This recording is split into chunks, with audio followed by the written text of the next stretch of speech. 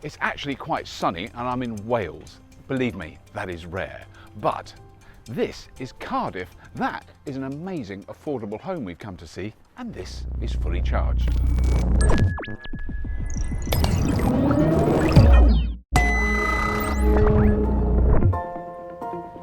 So I've come to Parc Eirin, which is a housing development in the Rhondda Valley in Wales.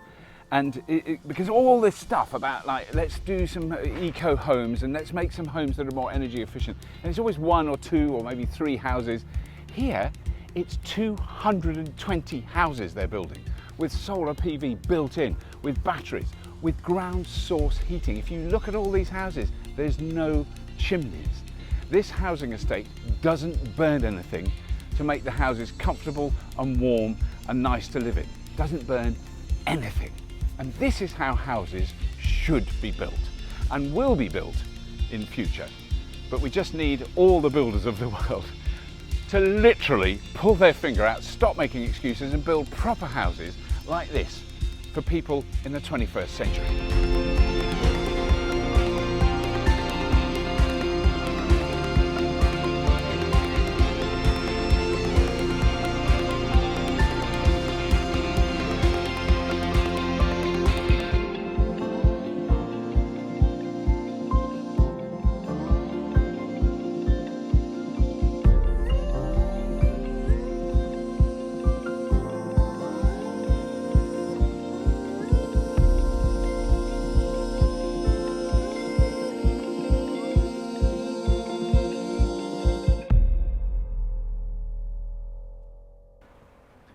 So James, I'm really impressed with what I'm seeing here because it's just so important that this sort of thing's done. I'm seeing 3 affordable homes with solar panel, the whole roof, not like a bit of a solar panel stuck on top, the whole roof is solar. Tell me what else is going on in these houses. Really interesting. So this is how we see the sort of the future of housing. You know, these homes are fully electrified. So first of all, there's a higher standard of building fabric. We've got renewable energy technologies. But really importantly, they're able to communicate as an aggregate to be able to start supporting our kind of future energy system. So there's lots of really clever renewable tech in here. These properties, which is a pilot development for us, we're working with Tyrian Homes. Tyrian Homes are an affordable landlord, so we can work together with Tyrian to look at this, right. to look at this model as a future housing model. And you know, these are for everyday people. Right. You know, this is all about giving everybody an opportunity to live with a lower carbon footprint. And so the solar will obviously power the house when you're there, but so you've got batteries in there as well. Yeah. And no gas heating. No gas. Yeah. So no good gas. to hear. No gas. So we've got ground source heat pump systems here. So we've got 170 metre boreholes that go under this block right here.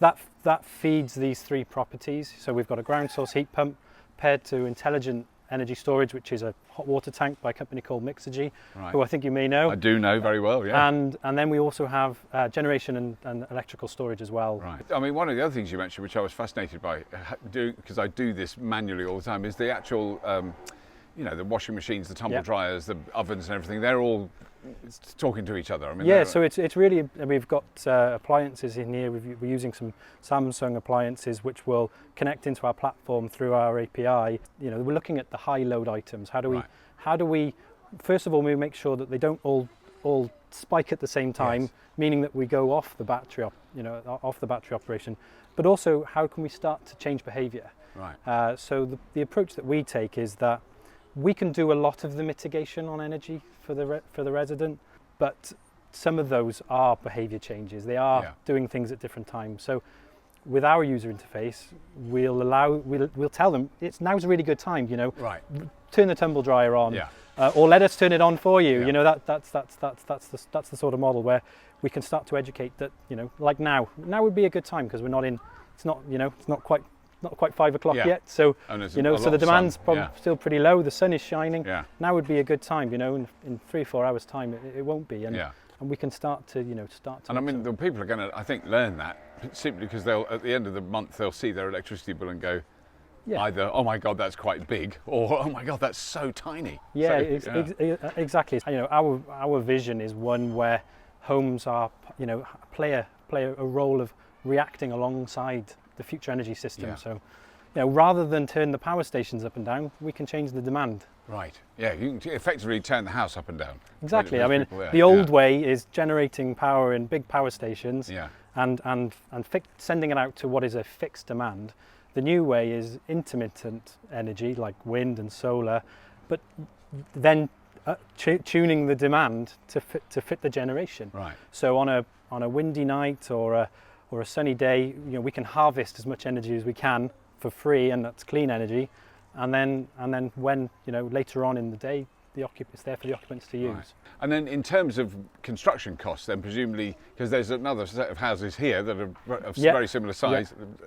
Basically, I'd rather live in these, but the cost differential, presumably this does cost more at the moment to build. There is. I mean, it's somewhere between, on the larger sites, it's somewhere between 15 and 20,000 as an additional capital cost. Right. So we are paying more at the moment. We do expect that cost to come down dramatically. Yeah. But then if you look at it on a life cycle basis, these properties, they're saving a lot of money, every year, so, and we haven't yet attributed a value to the carbon that they're saving, but in time, council tax may change, and there might be other sort of carbon levies that we might have to manage as people. These are very close to zero carbon now, and within the next sort of 5 to 10 years, as the grid decarbonises, they'll be zero carbon. Right. So they'll take benefit. And I think that's something we're going to see is high carbon homes you're going to be paying more, which is basically rich people's big houses with massive gas boilers. They should pay more. Is that outrageous? We have to find a way to create a differential between housing that is renewable, is green, has a lower carbon footprint versus traditional, and the market at the moment doesn't force that change. No. On paper, a valuer might say this is worth exactly the same, but that doesn't factor into account, all those future policy changes that are heading. We've got to get the whole country net zero by 2050. Everything. So housing is actually one of the relatively easy solutions in there. If you think about decarbonising aviation or farming or shipping, all really this stuff's really hard. The technology exists. Spending less and living more comfortably. That's kind of makes sense. I take this as a quick win. Yeah. So it's fantastic. No, really, really good.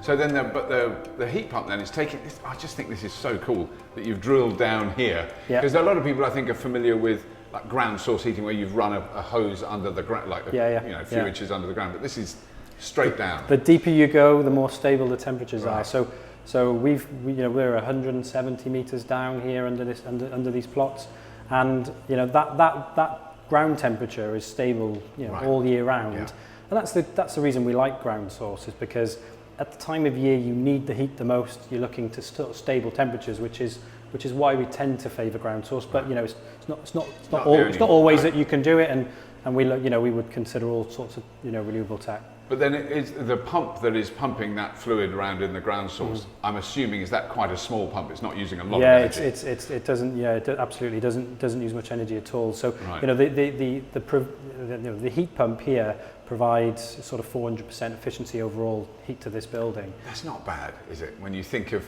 an internal combustion engine, 25%, and your heating system is 400. Yeah, and particularly then if we run it so that we take advantage of the off-peak pricing, the lower pricing. Oh, of course, you don't have to have it on all the time. Then. No, and we can bring a building up to temperature before the electricity pricing gets high, because a lot of skeptics will say, electricity is 4 times the price of gas, so you're not going to get a saving. But these properties will prove that we will get a saving. Actually, in providing heat and power to this building, we're expecting savings to be half a traditional energy bill. Right. So it's a real opportunity to optimise the comfort, but also the cost at which we purchase the electricity. Right. And then the other thing I've noticed, there's not radiators as what you would expect with a wet heating system. So is it underfloor? Yeah,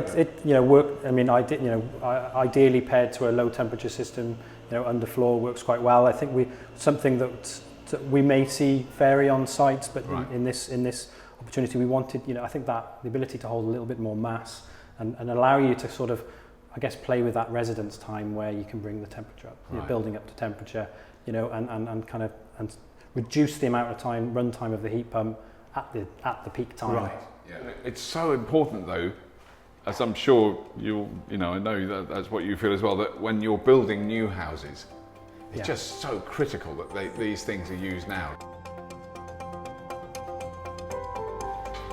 Andy, I've got to say, seeing this now is really exciting. Seeing this many houses being built on this, what you're doing here is well, it should be happening everywhere. It should be happening everywhere, shouldn't it? And we don't know why it's not. You know, it's crazy. There's 225 in all. So it's 225 houses, and I mean, in terms of the overall, their potential overall energy usage, are you covering close to what they will consume with the so they're nearly there. They're very high performing. So we worked with Tyrion and Pobble Group, who are the partners on this scheme, along with the contractors and all the team building, of course. Yeah. And so they're a long way towards net zero. And what we've done with these homes is allow them that we don't need to go back to them in future to do anything else to get them net zero. So they will become zero carbon over time. Right. And that's an important thing, I think, an important message for the purchasers and for the people that live here in the rental properties. Yes. To just know that in maybe a dozen years they'll be net zero. They're very close already as the grid decarbonises.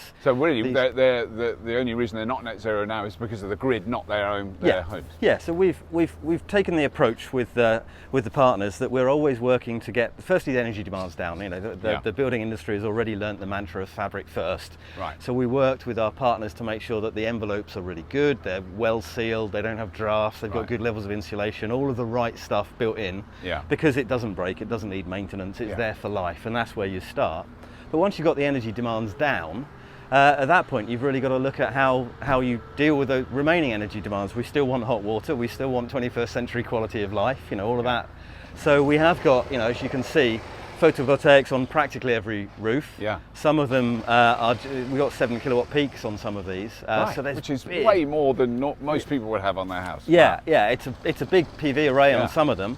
Others have got less, but that's depending on the layout and the orientation. And what we didn't want to do is build homes which are serried ranks, all facing the same way. You know, it's more important that you build good spaces and places that people will love and cherish and feel like home.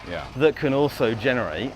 But ultimately, if they don't feel like it's home, if it's not a great place to be, it's not going to be kept, it's not going to be looked after, and in 30 years' time we'll be bulldozering it. So you've got to build a good place first, and then look at how you deal with the energy secondarily. But secondarily is important. You know, we've got to get that working. The solar panels are really the only visible bit of what is a completely different home. It's designed to be like a normal home, and that's kind of the point. You go into these, it doesn't look different. You live in them how you'd normally live. You don't have to do anything weird or wacky. You don't have to hug the tree before you walk in, that kind of thing. But the PV is on the roof. You've got storage for hot water, so we've got thermal storage, a very smart tank from our partners there.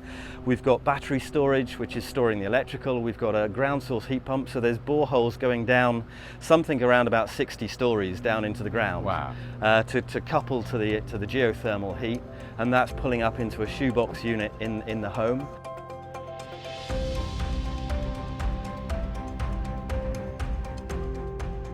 I'm assuming then the benefits from the point of view of the tenants are lower energy bills, if nothing else. That's it. So we've got, I mean, I guess the most important thing is reducing the energy costs. And secondly, giving them the opportunity to reduce their carbon footprint, because, you know, as time goes on, that's something that's going to be more and more important to people, as we've seen over the last couple of years. These properties give them that ability to save money.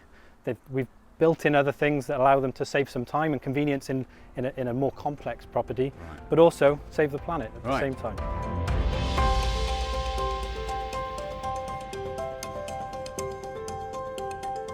And then all the homes are on 3-phase, is that right?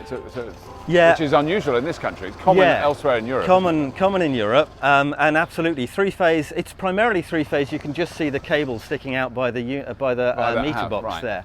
It's three-phase for cars. Right. Because whilst you can charge a car on a 13 amp Yeah. plug, it'll just take you a week or so, Yeah. a couple of days. 7.5 kilowatt chargers are good for overnight charging, but what we're keen to do is use these homes as part of the energy grid. Right. And using them as part of the energy grid means we need to be able to draw power from the grid when the grid wants to get rid of it. Yeah. And that means the quicker we can draw it, the better. Right. So from our perspective, slightly selfishly, the quicker we can charge a car when there's a demand response call, Yeah. the better with these homes can support the grid. Right. And the as always, building site, isn't Yes, it? Yeah. it is a building site, definitely. But from the residents' point of view, of course, if they get home at 5 o'clock and they know they're going out again, they're a bit low. It's a fast charge. Yeah. 22.5 kilowatts goes in at more than 100 miles an hour. Depends Yes. on the car, as you Yeah. know. But so yeah, it's a fast charge. Right. And that's really where the three-phase comes into Right. its own. It's having gone through painful retrofits, just to see, you start from that point. Yeah. Is the house well insulated? Yes. Does the door have wind coming around the side? No. No, exactly. Those things are so critical. Yeah. Get the basics in, get it built in. As you say, it's much cheaper to do it built in. Yeah. So we've got boreholes going down, we've got the heat pumps in, we've got the batteries, we've got the hot water storage, we've got a fibre connection that goes into each home, Right. separate to the residents, so that all of the systems can be run as grid connected. Right. Now that means that if the broadband router goes off for the resident, then yeah, they're streaming of whatever the next big hit series is. Yeah. Clearly fully charged. Yeah. Then that might be interrupted, but we've still got reliable connection Yeah. to control the kit, and that means that when we're in conversations with the district network operator, then we can be saying to them, yeah, we are confident that we can turn these homes up or down to Right. respond to the grid. Right. So if the grid puts out a call and says we've got way more wind than we need, we'll be turning on the hot water tanks, Right. we'll be turning on Checking the the electrical batteries batteries, and- if yeah. the car's plugged Yeah. in, we'll be charging the car. It's like, hey guys, all you Right. can eat, kind Right. of make the most of it. Yeah. Because it helps the grid and it helps the residents. Yeah. So it's a Yeah. good response both ways. Right.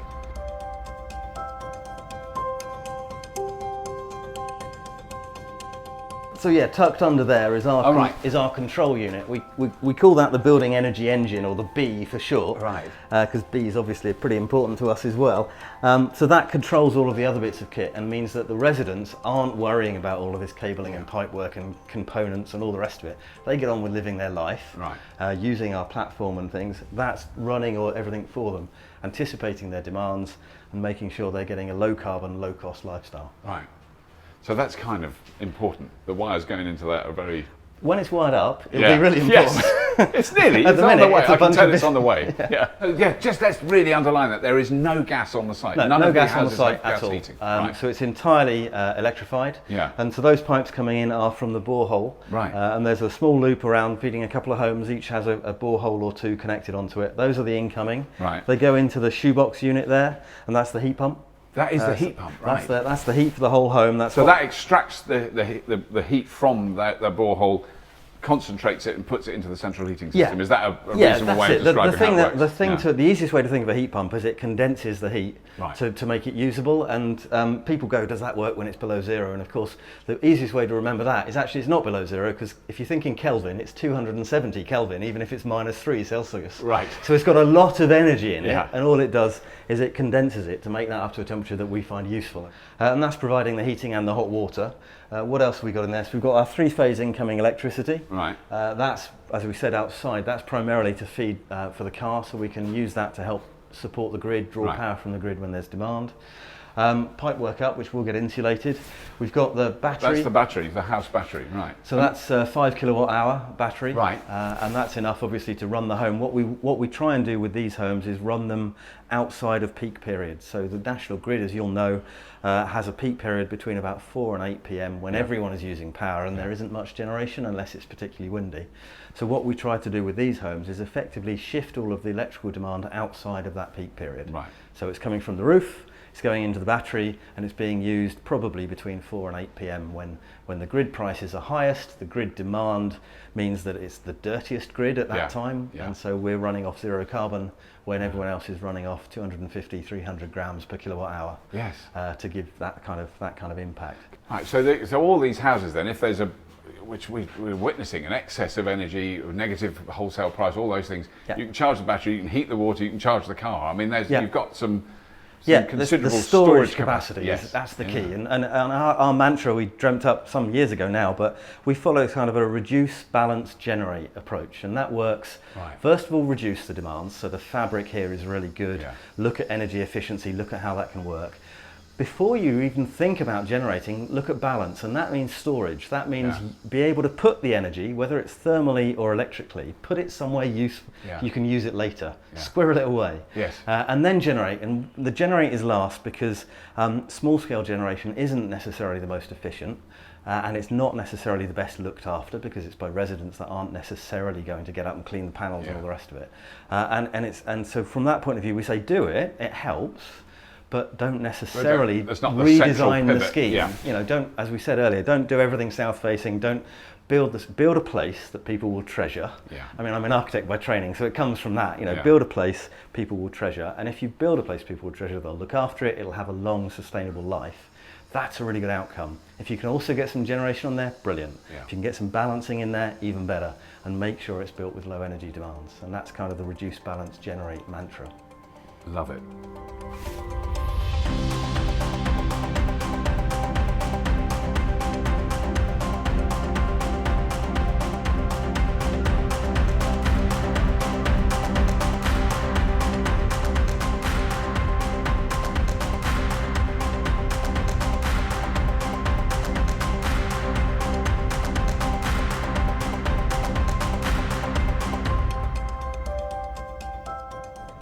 So that's it. I just want to thank Sarah Holmes for showing us around this incredible development. I think this is so exciting.